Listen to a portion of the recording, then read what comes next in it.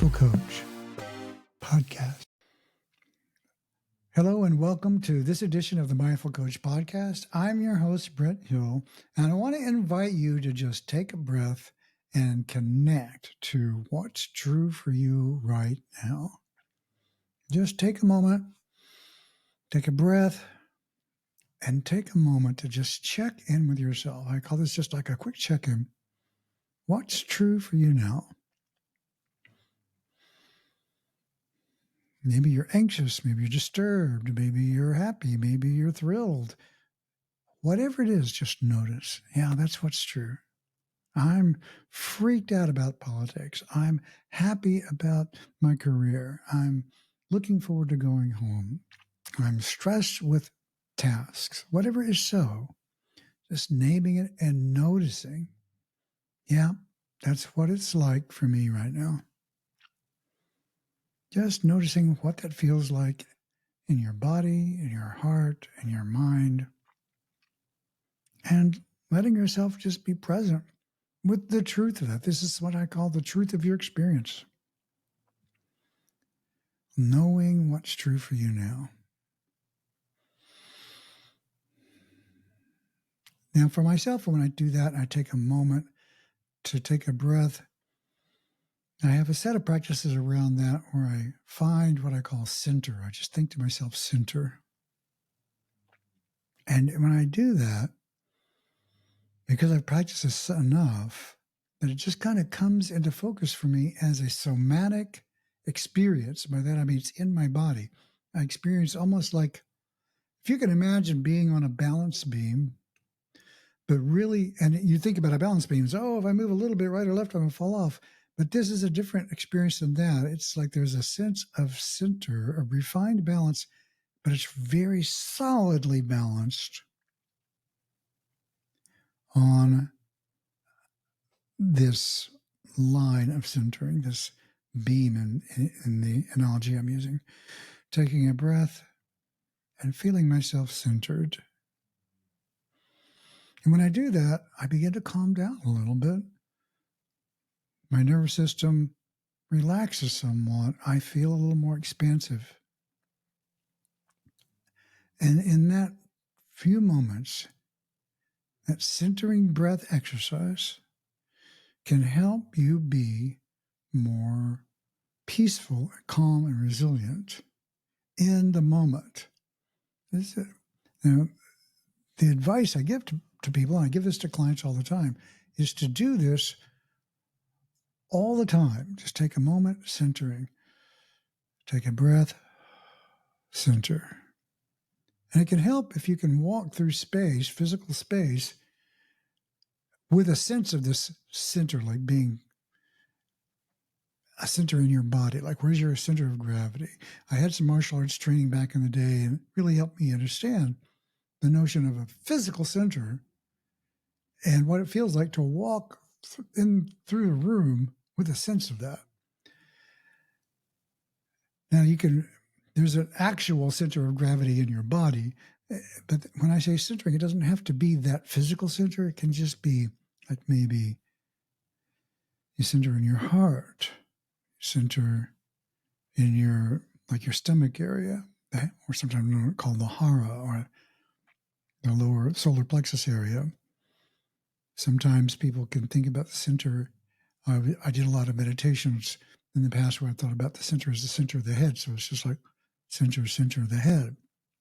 It's not so important where, as it is that you have a location that feels natural and easy for you. When you do this, you develop a relationship to it. Take a breath, and maybe there's a gesture. You can see, for those of you on video, I have this gesture that I do where I kind of put my hand right in the center of my body. Maybe sometimes both hands if I'm really wanting to zone in on it. Center. Take a breath. Center. Sensing into what it feels like to be in a centered place, or let's just say in the direction of a more centered place. Might take a little while to actually develop well-inhabited place of center, something that feels really like it's got something in it rather than just an idea. Center. Now, why do this? What's the point of it? The point is that this is a skill that you can develop, that you can invoke at any time when you feel like you're out of control, or you feel like the world is coming at you too quickly. And the main reason I'm bringing this up today is because there's a lot of bad news in the world for those of us who are unhappy with the politics of the day. And there's a lot to be really, really, truly concerned about. And as I said in a previous podcast, we cannot live in a constant state of outrage. You just can't function there. That is justified in a lot of rational ways, but we have to really, really, really commit to profoundly practicing self-care during these times. I was reading a little bit about Eckhart Tolle, or from Eckhart Tolle, who someone had asked him, like, what do you do with challenging people in your life? And he said something I thought was pretty cool, which he often does. And was that when you have someone in your life or events in your life that are challenging you, use those events as a way to become more conscious. So here we are in a world where there's a lot of bad news. It's a lot of anxiety in the country. There's a lot of people who are truly concerned, and rightly so, about what's going to happen to their jobs, to their futures, to their careers, to their families, to those of people on Social Security, Medicare. Prices are going to go up because of just announced tariffs and all. And for a lot of people, that's a big deal because people are struggling financially. So all of these things, as I say these things, you can almost feel, oh my God, it's like scary, right? And it's true. Nonetheless, there is a part of us that is connected to a place of beingness, to a place of manifestation of now we're really kind of going deep within what does it mean to actually be alive, right? And you can take a breath, relax, center, and find yourself in a more relaxed place, even though these things are true. And those are the skills that we need to be able to inhabit, to have at our fingertips. This is a very powerful one for me, so I like to just give it away to anybody who cares to practice it. Taking a breath, noticing your center, relaxing, and then sensing into that sense of relaxing and just kind of letting yourself have that. Yeah. And while it's true that there's all this unhappiness that's going on in the world, right now, for me, I'm in touch with this deeper sense of peace than I had before. That's not escape. It's not saying that's not true. These other things aren't true. It's not saying that I don't care. It's not saying that I won't take action to improve the world. It's just saying that I am a human being and I can't be constantly agitated all the time. Well, what's happened is you're going to burn out. You're going to get sick. You're going to disconnect. You're going to fall apart. And the more challenging the world becomes, the more resilient we need to be. So I'm calling on those people. If you're listening to this and you're feeling stressed and anxious about the state of affairs these days, and a lot of people are, to really take on seriously a practice of self-care more than you do now, or more than we have done in the last few years, because it's our world has always been has been more stressful than it should be. By design, we could have crafted a world, humanity could have crafted a world that was a lot easier to be in than the one we built. Nonetheless, here we are. These are the facts.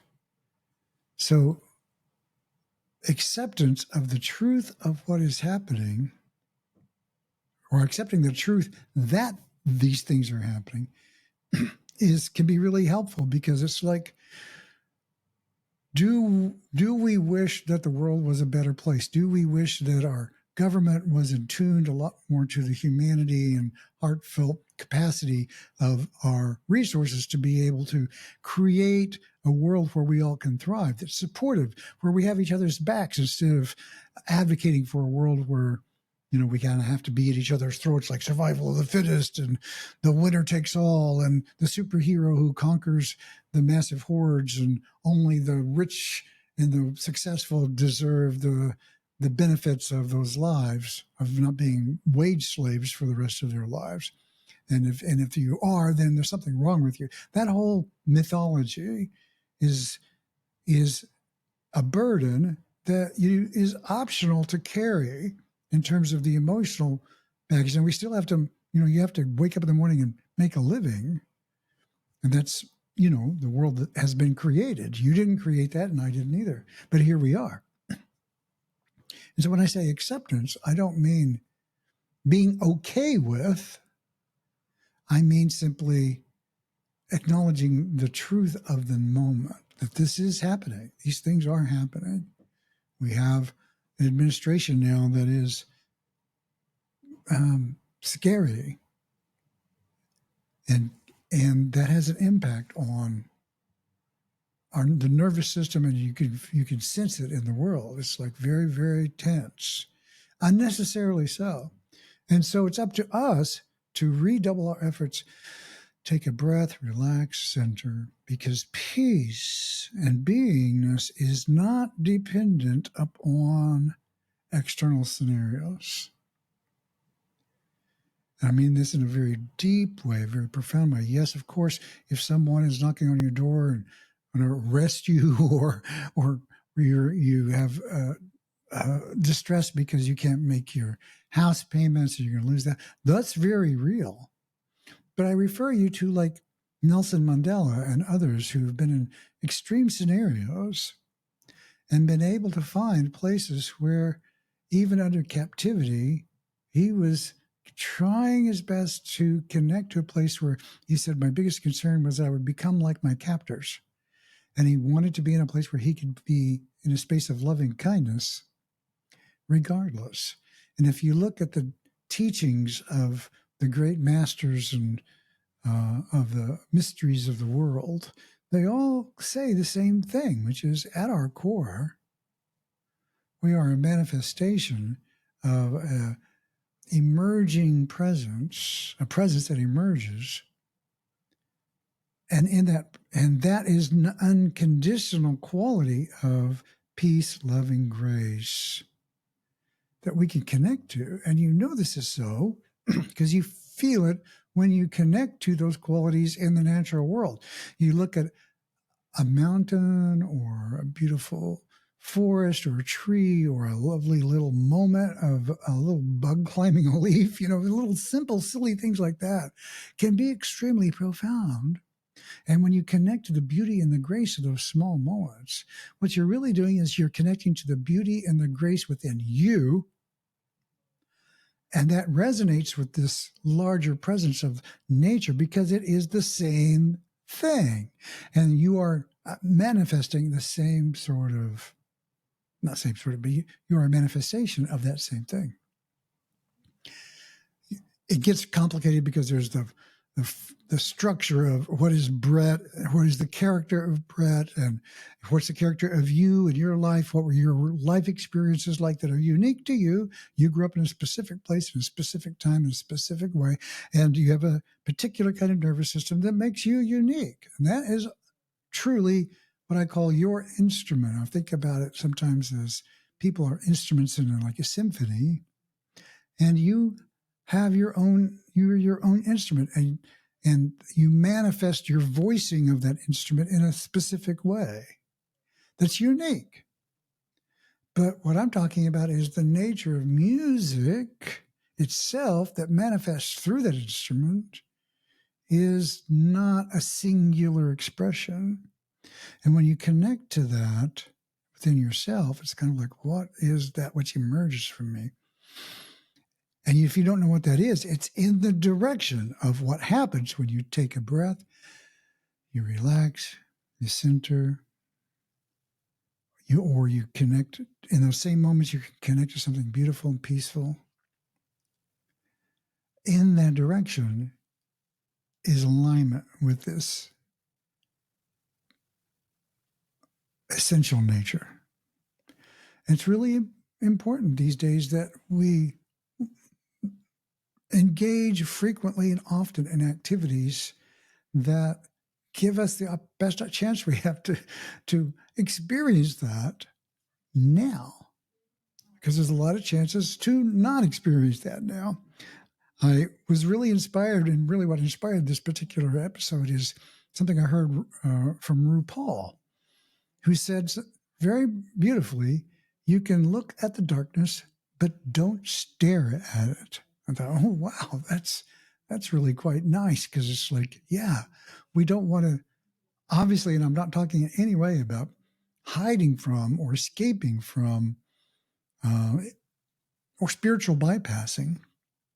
No, rather than that, it's the opposite. It's like immersion in the world through immersion in the true self. And when you do that, you find that you are far more capable and engaged and effective in the things that you do.